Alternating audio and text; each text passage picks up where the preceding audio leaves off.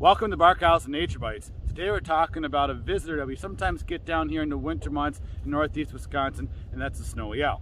Now this obviously is not an alive snowy owl. This is one of our taxidermy mounts we have here in our nature center. Nice thing about it is I don't have to feed it anymore, it's already stuffed. That joke's kind of old, kind of like this owl right here. Anyway, for snowy owls, we do see them down here in the winter months in northeast Wisconsin, and every year it's a little bit different. I'll talk about that in a little bit. But for snowy owls, there's a lot of really cool, fun things about them, besides the fact they just look really cool. That really nice white plumage with the feathers. And for the snowy owls, you can tell a difference between a male and a female snowy owl by the coloration of their feathers. If you have a lot of this dark barring on it, it's probably going to be a female. The males typically have more white, and the older they get, the whiter the feathers become. So if you have a pure white snowy owl, it's probably going to be an older male. It's kind of like us, get a little more white in the beard, the hair. Same thing with snowy owls, at least the boys anyway.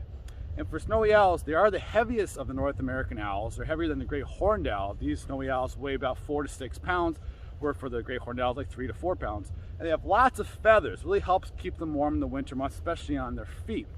And they have a lot of similarities, same adaptations of owls, but they have some differences. Most of our owls that we see around here year-round are going to be nocturnal, active at night. For snowy owls, they're diurnal, so they're active during the daytime, which if you think about it, up there in the Arctic in the summer months, there's a lot more daylight than we have down here. It's pretty much day almost all the time, and so they're active during the day. But other similarities they share with owls is that other owls is they have really good hearing. They have really large ear openings on either side of the face, and their feathers are kind of designed in a way so it funnels those sounds to those ears. So they have really good hearing. They can even hear rodents like mice and voles beneath the snow and be able to grab them for their prey, for their dinner. Delicious, why not? They're really pretty good actually.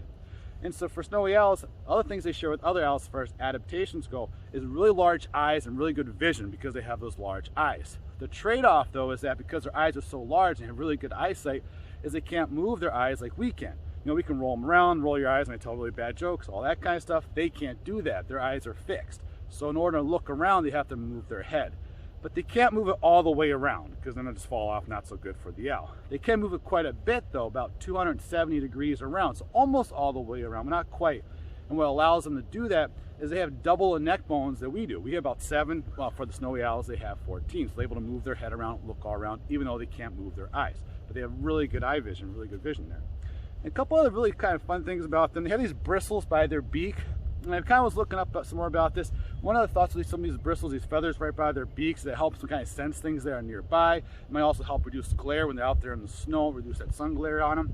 And for snowy owls, they started doing some research on this, and there's kind of some studies that suggest that a lot of the white around their face, around their neck area, is almost away from the signal of other snowy owls. When they're out there in the big open tundra, and they're sitting out there and that sunlight reflects off that, well, a snowy owl in the distance can see that and kind of tells them, hey, there's already a snowy owl here, maybe they should stay away, maybe that's that owl's territory. So they're kind of learning more about that. And for snowy owls, the male and females do mate for life. They're going to nest up there in the tundra. They put a nest right in the ground. They'll have 3 to 11 eggs, depending on how much food's available that year. A lot of food, a lot more eggs, less food, less eggs. And after about a month incubation, the eggs will hatch. They'll take care of their babies for another month. The male will actually bring the female food, which she feeds the chicks. And when the babies leave the nest, after about a month, they'll still take care of them for another 2.5 months after that. And for snowy owls, their prey is going to be mostly lemmings, rodents, voles, mice, that kind of stuff, hares, sometimes birds. I even heard of one time they ate a fish. It's a little wide variety in their diet. And what they'll do, and this is kind of fun, so I hope you're eating for this part, is when they get their prey, especially like mice and voles, they're going to swallow those things head first. They're going to right down their gullet, tail's last thing to go. It's kind of like when you're slipping spaghetti, it's the tail's last thing to go for a snowy owl. So kind of think about that when you're eating. The best part is though, after they eat that, they're going to regurgitate, puke, sorry to say that right here in the morning, they're going to regurgitate an owl pellet. And I'm sure many of you have heard about those before. That's basically where they're just going to cough up, regurgitate again, those furs and bones, stuff that's not really easy to digest, not quite as delicious as the good meaty stuff. They're going to regurgitate that back up, and sometimes you might find that. Honestly, I could talk about owl pellets for another 4 or 5 minutes, but you know, you're really excited about that. Maybe that's for a future video.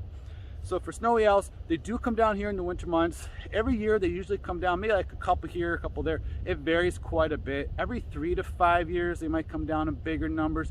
It's kind of hard to say. A lot of things kind of influence that, how much food's available sometimes and all that. But usually every year we might see at least a couple. Once in a while you might get an invasion year where you get lots and lots of snowy owls. This happened back in 2013 and 14, and they were seen all across the United States, in fact.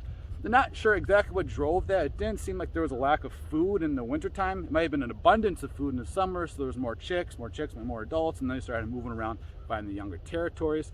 Typically, the owls that see down here in the winter months are going to be the younger males, but sometimes some females as well. So this winter, keep your eyes out for these birds. Look in big, wide open areas, fields, along roadside, sod farms, farm areas, right along the lake. Look for those areas. Look on top of any kind of post or perch they can find, a little rock, even a little rise in the hill. They'll sometimes perch on that, kind of like this one's doing right here.